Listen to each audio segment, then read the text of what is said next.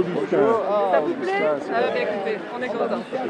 Samedi, inauguration du Parc des Angéliques par Alain Juppé, maire de Bordeaux et futur président de la France.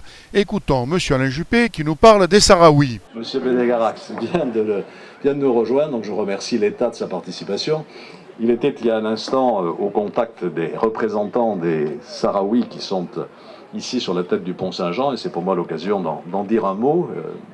C'est la responsabilité de l'État que d'accueillir les réfugiés, bien entendu avec l'aide de la ville, et mon adjointe Alexandra Siari était présente. Il faut savoir que nous ne pouvons pas conserver ces hommes et ces femmes ici, parce que des travaux vont être faits sur la tête du pont Saint-Jean, et puis il y a des installations qui sont dangereuses, notamment dans les piles du pont de pierre, mais nous nous occupons d'eux, bien sûr. Et l'État et les collectivités s'emploient à leur offrir un hébergement durable, et évidemment dans des conditions tout à fait différentes. Nous avons déjà ouvert un site à Pessac pour accueillir une cinquantaine de ces personnes, et nous allons continuer. Donc je ne voudrais pas que vous imaginiez que nous chassons les gens sans nous occuper d'eux, lorsqu'ils ont évidemment vocation à bénéficier sur notre sol du droit d'asile. Bonjour, vous êtes là aujourd'hui. L'inauguration s'est passée. Que dire sur cette inauguration? On a interpellé Juppé. Monsieur Juppé dit c'est pas moi qui les ai expulsés, c'est l'État. Façon de présenter les choses, pour vous, elle vous convient? Écoutez, moi je ne vais pas me battre sur qui est responsable, qui n'est pas responsable. Ce que je constate simplement, c'est qu'il y a un ordre d'évacuation qui a été présenté par un huissier sur ordre du tribunal de grande instance après saisine de Bordeaux Métropole. Je ne sais pas qui est Bordeaux Métropole. Je crois savoir que le président de Bordeaux Métropole est monsieur Alain Juppé, dont acte.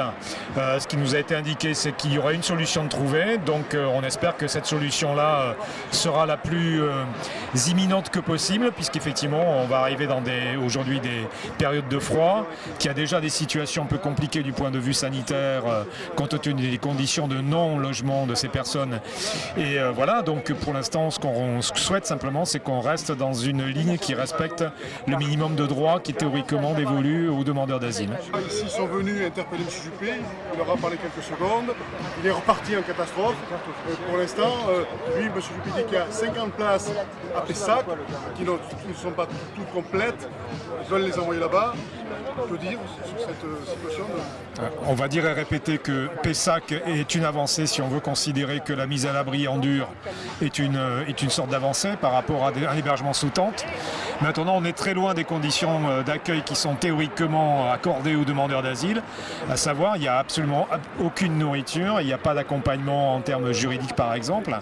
Donc on est très loin du service théoriquement dévolu à des demandeurs d'asile, par exemple dans des centres d'accueil pour demandeurs d'asile qui sont faits pour ça. Donc on dit qu'il n'y a plus de place dans les centres d'accueil de demandeurs d'asile.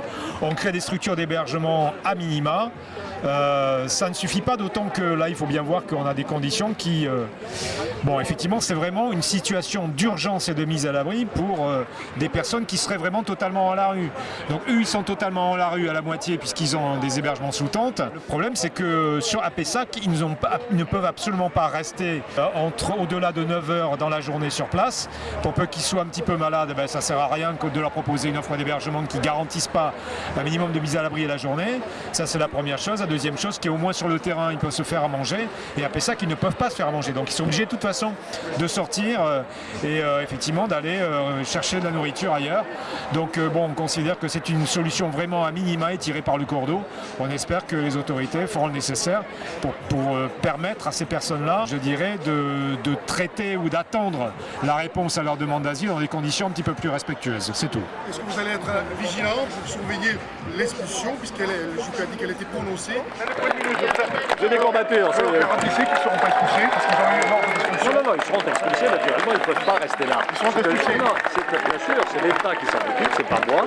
On va les reloger. Mais elle le sera dans la semaine ou dans les mois qui arrivent, au moins fin octobre, puisqu'en novembre ils vont commencer les travaux là-bas, là où ils sont. Oui, on sera vigilant surtout pour veiller à ce que les autorités fassent ce qu'elles nous ont dit qu'elles feraient, à savoir proposer à ces personnes des solutions d'hébergement correctes. C'est tout. D'accord. Merci. C'est gentil.